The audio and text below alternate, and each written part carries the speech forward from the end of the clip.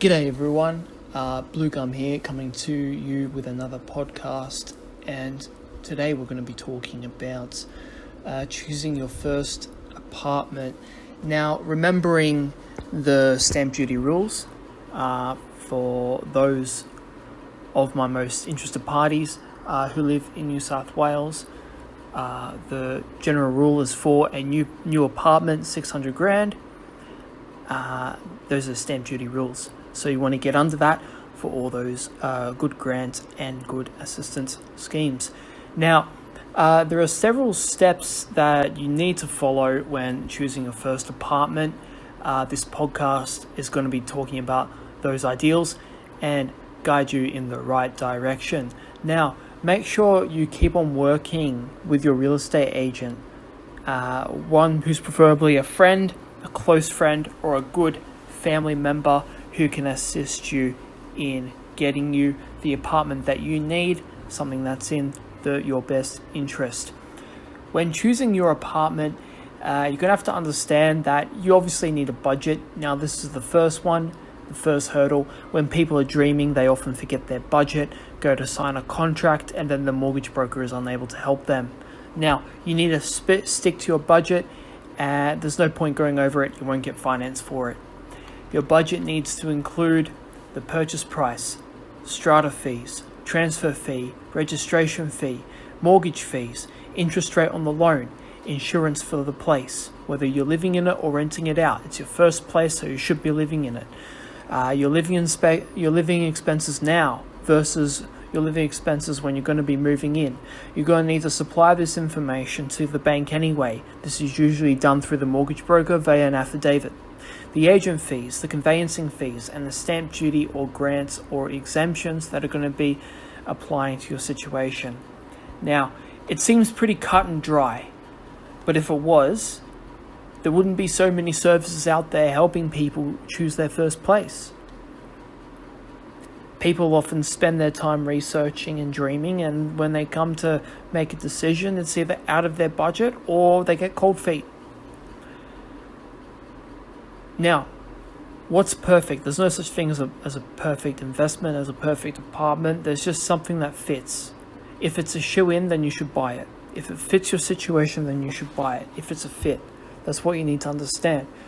People are using the wrong words to describe the ideal apartment. It's a fallacy, because you're relying on your presumptions to bring your vision into reality, and it's inconceivable. You need to stop it, right? So when researching your first apartment, you want to find a place that has secured or reliable parking. You don't want to find an apartment and find that the parking is shared, or it's communal, or it's street parking, or your apartment doesn't come with a secured parking place because you're buying a studio and not a double room. Look, you need something that has good parking, because otherwise you're going to need to sell your car, and then that's going to be horrid. You don't want to do that. Your apartment will need to be close to a supermarket, usually a school, public transport, or a shopping centre. Now, you want this for your own convenience, but you also want this so that your apartment doesn't stagnate in value. Okay, because apartments that are not close by to these things, they continue to grow, but not at the same rate. So in the news, you might have heard of Parramatta, this sort of mega CBD that's growing up in New South Wales. Now, apartments in Parramatta are obviously going to be yielding fantastic rent. These places are going to be climbing in value. These places, whether it's a studio, double, 3-bedroom apartment, are going to be climbing in value, right? Because they've just finished. I was reading, yesterday I finished reading a newspaper article about how they're finishing it's going to be like a second business park, or like a second Westfields, just opposite Westfields in Parramatta. Can you just imagine a CBD keeping in mind, this is 30 kilometers away from Sydney, right? And it's going to be the second Sydney, the way they're building it. It's insane, right? So a place like that is ideal. Now, there's only three of those in Australia. That's Melbourne, Sydney, and now Parramatta, obviously. But if you ever come across a situation like that, buy in, go all in, right? That's something that you want to do, because you want your apartment to appreciate in value at the rate similar to that of comparable suburbs around it. You don't want to buy something where there's no amenities close by, right?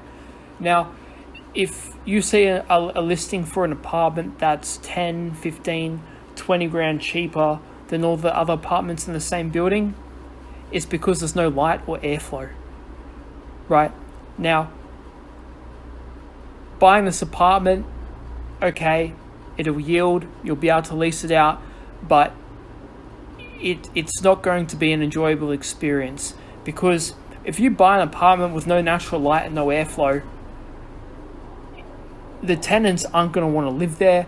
It's going to depreciate in value. It's going to get run in. It's going to get mold. The carpet's going to get dirty. There's no natural light. People can't see what they're doing.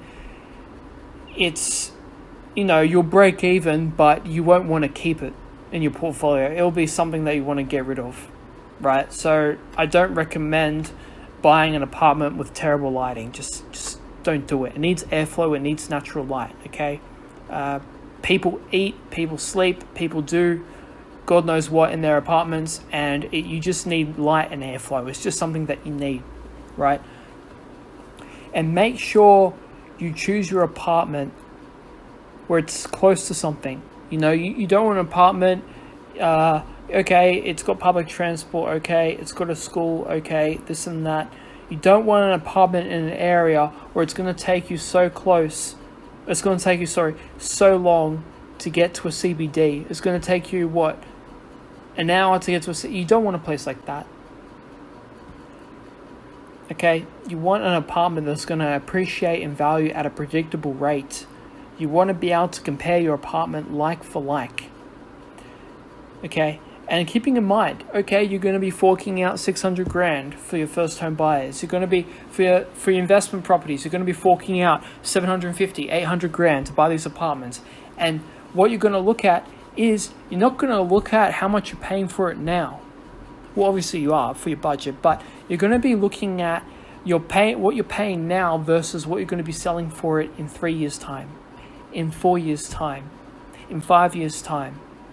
You can't be focused on finding something with it. You can't be focused on finding something that you like per se. It's not what you like, it's what the tenant likes. If you found something near a hospital, it's got good airflow, it's got good lighting, it's got public transport, it's got a school nearby, it's got a supermarket nearby, you buy it. Why? Because you get long-term tenancy. You get long-term tenancy out of it. If you're a first-home buyer, no. If this is your first home, you want it near a train station, you want it near a Westfields, a Stockland, a Plaza. You want it as close to the CBD as possible, because otherwise you're not going to be able to get to work. Thanks for listening. This is your first apartment guide. This is our Blue Gum podcast, where we discuss almost everything about real estate, personal finance, startups. So, we like to talk about a variety of things, but the main thing we talk about here on this channel, on this podcast, is getting you financial freedom. That's what it's about. It's about giving you ideas. You might already know the stuff that we're telling you, but it's better for you to learn 10 punches 1,000 times than learn one punch 1,000 times. It's better to correct your form and to learn new things from a different perspective, or learn the same thing from a new perspective, than to stay in your echo chamber and potentially make more mistakes. So make sure you keep on listening. We're going to be talking about a variety of different topics. Thanks for checking in. Bye-bye. G'day everyone. Blue Gum here, coming to you with another podcast